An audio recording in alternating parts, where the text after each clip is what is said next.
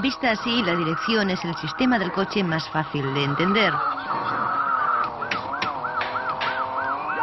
Se gira el volante y las ruedas delanteras giran, se agarran y ruedan en otra dirección. La parte delantera del coche gira y la trasera le sigue. Parece sencillo. Todo lo que tenemos que hacer es observar las uniones mecánicas entre el volante y las ruedas, y eso ya lo hemos visto. Bueno, no del todo. Para empezar, el conductor necesita que el volante haga ciertas cosas. Primero, debe ser fácil de girar, que no cueste mucho. Debe ser preciso, tanto en recta como en las curvas. Pasada una curva, las ruedas deben tener tendencia a volver por sí mismas a la posición recta.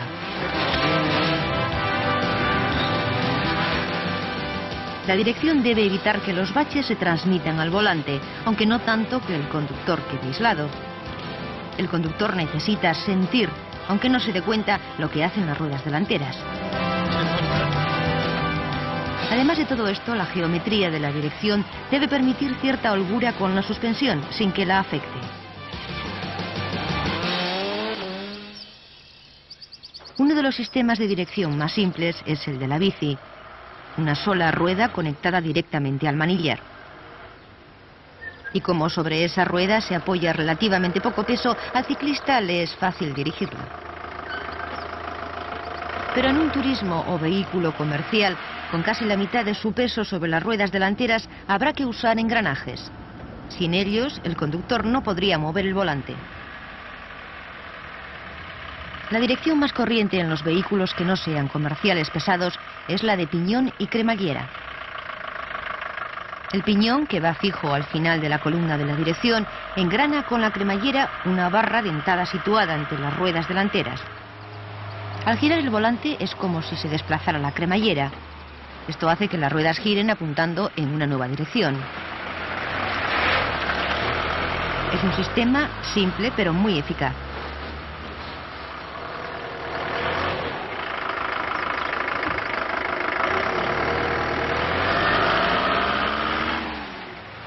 Otro sistema que se usa en los vehículos pesados es la caja de la dirección. Se han usado distintos tipos de cajas con diversos engranajes, de dedo y husillo, de tornillos sin fin y tuerca, y de bolas recirculantes. La caja está siempre situada al extremo de la columna de la dirección y unida a las ruedas. Transforma una vuelta del volante en X grados de giro de las ruedas delanteras. Los engranajes de la caja de la dirección hacen que para girar del todo las ruedas de un extremo a otro se necesiten 4 o 5 vueltas del volante. Con menor relación, la dirección sería muy dura de accionar.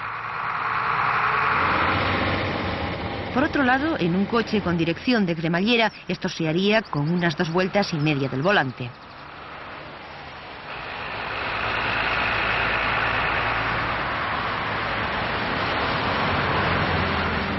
El diseño y disposición de la dirección de cremallera son muy parecidos en todos los coches. Llevan un eje de la dirección entre el volante y la cremallera. En caso de choque frontal, el eje se dobla por una junta cardan que lleva en medio para no penetrar en el coche. El eje va dentro de una columna que generalmente es como un tubo en espiral que puede absorber cualquier impacto. El volante va unido directamente al extremo superior del eje de la dirección. Aunque hay volantes de muchos tipos, la mayoría están forrados por razones de seguridad.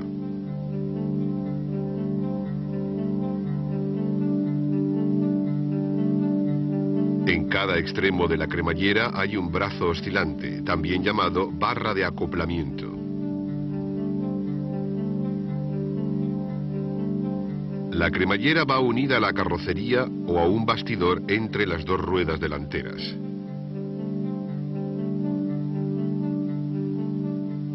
Los brazos oscilantes van unidos a un brazo del portamangueta de cada rueda delantera por medio de juntas de rótula. El extremo inferior del eje de la dirección va unido directamente al piñón que corre sobre la cremallera. Al girar el volante, gira el piñón y se desplaza de un lado a otro de la cremallera. Eso hace que las ruedas delanteras giren a un lado u otro mediante los brazos oscilantes. Como ya hemos dicho, es un sistema simple pero eficaz, aunque la simplicidad no es tanta. La primera complicación la vemos en las curvas. Cuando un coche toma una curva, cada rueda traza un círculo imaginario. Los círculos son de distinto tamaño. Pero para que cada rueda pueda girar, los centros de los 4 círculos deben estar en el mismo sitio, en este caso, en medio de la plaza. Como las ruedas traseras siempre van paralelas, los 2 círculos que trazan tendrán el mismo centro. Y las delanteras también, pero no porque sean paralelas. Aunque los círculos trazados por las ruedas delanteras deben tener el mismo centro, esas ruedas no pueden permanecer paralelas entre sí. En una curva, la rueda interior se inclina más que la exterior.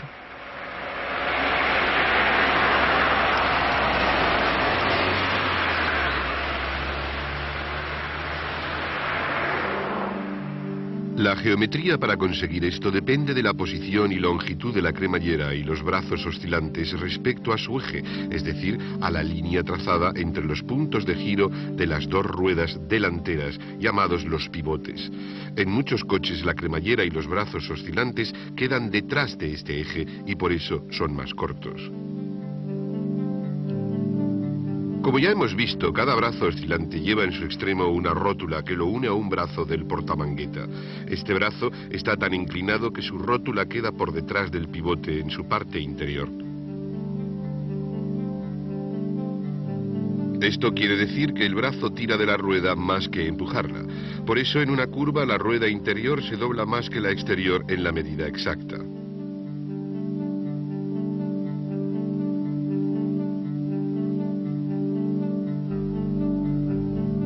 El mismo resultado se obtiene en otros coches, pero exactamente al contrario. Aquí la cremallera y los brazos oscilantes están por delante del eje y son más largos. Esto supone que el brazo del portamangueta debe apuntar en dirección distinta para que la rótula quede por delante y por fuera del pivote.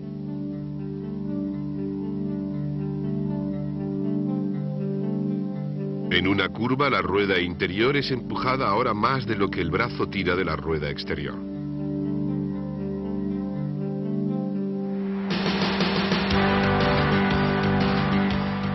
Las ruedas directrices de un coche con tracción delantera tratan siempre de ir por delante de la carrocería. Por supuesto, la suspensión no les deja.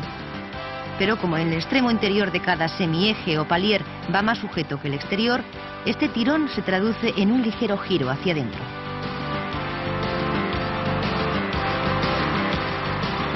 Para contrarrestarlo, las ruedas directrices se instalan de modo que apuntan algo hacia afuera con el coche parado.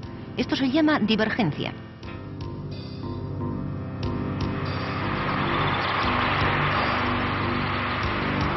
En un coche con tracción trasera, las fuerzas que actúan sobre las ruedas directrices son las contrarias. Las ruedas tiradas intentan empujar el coche por delante de las directrices. Esto hace que estas ruedas directrices apunten hacia afuera.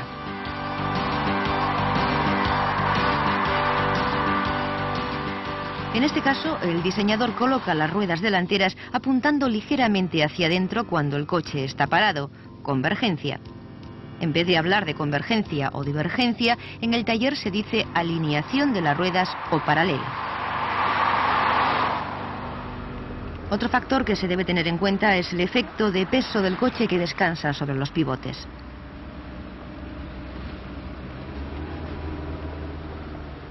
En una bicicleta el peso del conductor descansa en el centro del manillar, el pivote, que a su vez está en línea con el punto en que la rueda delantera toca el suelo. Esto hace que la conducción sea ligera, lo que se conoce como conducción centrada. En el coche, el pivote no puede estar en línea con ese punto de la rueda, puesto que no va encima de ella. El pivote está siempre en la parte interior, por eso su ángulo con la vertical es crítico. Si el pivote estuviera situado sobre la rueda, la línea vertical que pasara por el pivote caería más dentro del punto donde la rueda toca el suelo. El peso del coche descansaría sobre esta línea, creando una torsión entre el pivote y la rueda. La dirección sería entonces muy dura. Por eso el pivote forma cierto ángulo y a veces la rueda se inclina en sentido contrario. La línea que pasa por el pivote, la línea de fuerza, se junta ahora en el suelo con la de la rueda, consiguiendo así una dirección centrada. De hecho, para mantener la sensación al volante, la línea del pivote suele tocar el suelo un poco más dentro de la banda de rodadura, hacia el borde y no en el centro. Como hemos visto en la unidad de la suspensión, este ángulo de la rueda se llama ángulo de caída. Puede ser positivo o negativo, y puede pasar de positivo a negativo en la suspensión independiente. Y del ángulo de caída al ángulo de incidencia. Las ruedas deben tener tendencia a avanzar rectas y, por supuesto, a volver a esa posición después de una curva.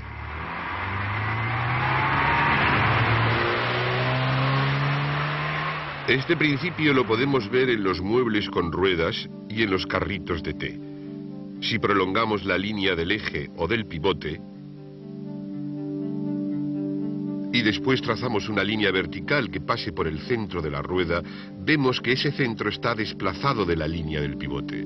Es decir, la rueda sigue naturalmente la línea del pivote, sea cual sea la dirección del carrito.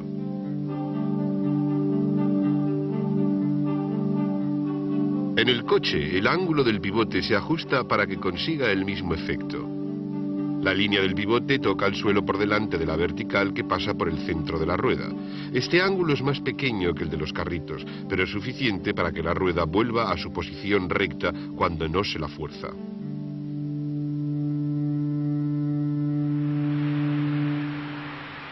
Aunque no es exclusivo de los coches, el sobrevirado y el subvirado tienen su importancia en el modo en que el coche negocia las curvas. Siempre que el coche toma una curva, las ruedas pueden desplazarse lateralmente sobre la superficie de la fuerza centrífuga. El camino que sigue la rueda es algo distinto del camino al que apunta. El ángulo que forma estos dos caminos se llama ángulo de deslizamiento. En las curvas suaves tomadas a poca velocidad, este ángulo es pequeño.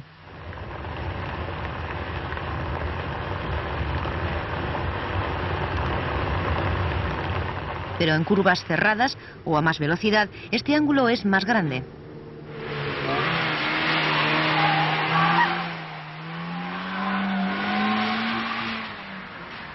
Si el ángulo de deslizamiento de las ruedas delanteras es mayor que el de las traseras, se dice que el coche es subvirador. Tiene tendencia a abrirse en las curvas. Para el conductor esto supone que tiene que cerrarse en la curva más de lo que sería necesario. En general podemos decir que los coches con tracción delantera son subviradores por naturaleza, aunque eso solo se observa al tomar la curva a gran velocidad. Al contrario, los coches con tracción trasera son naturalmente sobreviradores, es decir, el ángulo de las ruedas traseras es mayor que el de las delanteras. Pero también esto se nota solo a gran velocidad. En ambos casos, la potencia que va a las ruedas tiradas puede reducir su fuerza de agarre, fomentando el sobrevirado o el subvirado. Pero un coche sobrevirador o subvirador debe mantener su comportamiento en cualquier circunstancia. Es decir, no debe empezar sobrevirando y de repente ponerse a subvirar sin razón aparente.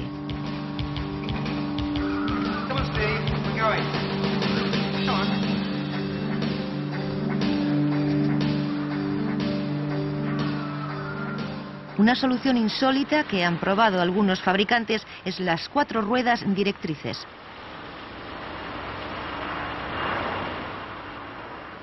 Aunque las ruedas traseras no giran tanto como las delanteras, tienen ciertas ventajas al maniobrar con poco espacio.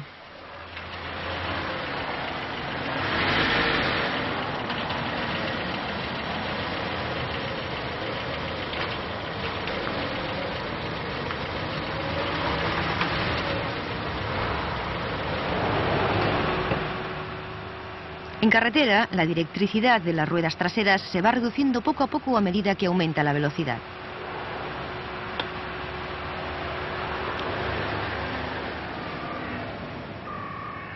Lo que es cada vez más corriente en los vehículos comerciales y en los coches es la dirección asistida.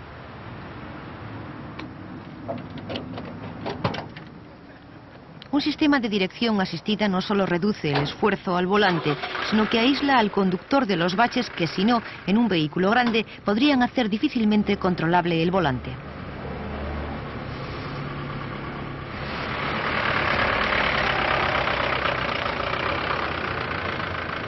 Los primeros sistemas se pasaron un poco, pues el conductor no tenía ninguna sensación de la carretera. Los sistemas modernos han llegado a un equilibrio, reduciendo los saltos fuertes pero manteniendo una clara sensación al volante.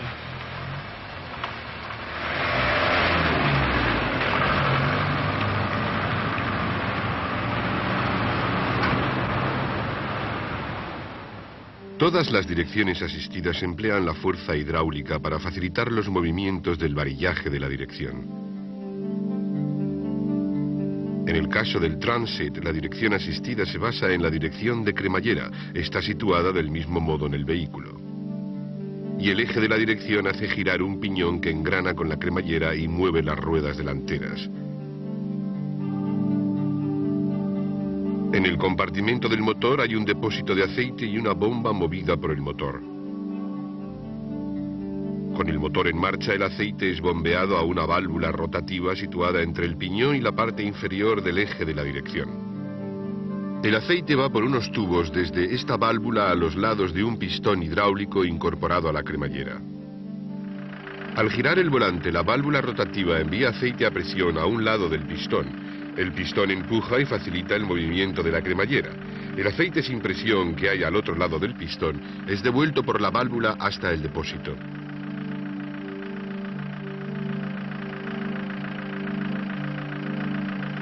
Al girar el volante en la otra dirección, la válvula invierte el proceso y envía el aceite a presión al otro lado del pistón.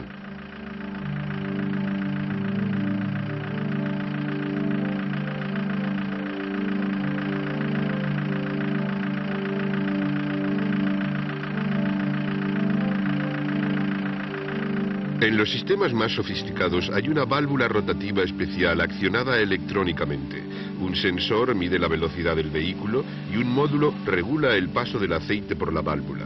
De este modo la asistencia es mayor a baja velocidad, por ejemplo al aparcar.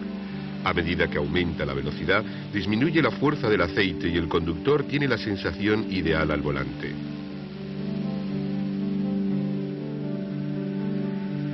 Otro sensor mide las variaciones del ángulo de las ruedas. Así el módulo reconoce los cambios bruscos de dirección a alta velocidad cuando el conductor hace algún viaje y al instante reduce la asistencia aún más. Los modernos sistemas de dirección requieren muy poco mantenimiento. Si llevan dirección asistida, hay que comprobar el nivel de aceite en el depósito. Si hay que rellenarlo, el mecánico debe comprobar si hay fugas en el sistema. El paralelo y la convergencia o divergencia pueden necesitar ajustes de vez en cuando. Por ejemplo, si el conductor ha chocado contra un bordillo o cuando se ponen ruedas nuevas.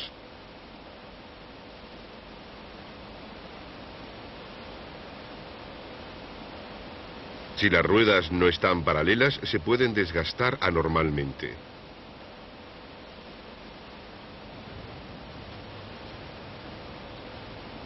Hay un trabajo más que habrá que hacer, aunque este no pertenece a las revisiones periódicas. Después de muchos años es posible que haya que cambiar las rótulas del extremo de los brazos oscilantes.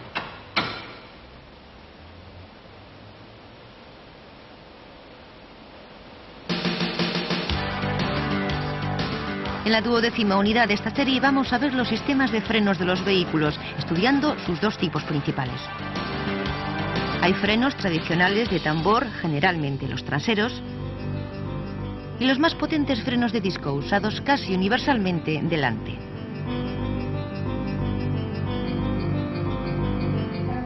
Vamos a ver cómo se amplía la fuerza del pedal del freno y se transmite hidráulicamente a los frenos, en un sistema normalmente doble por seguridad.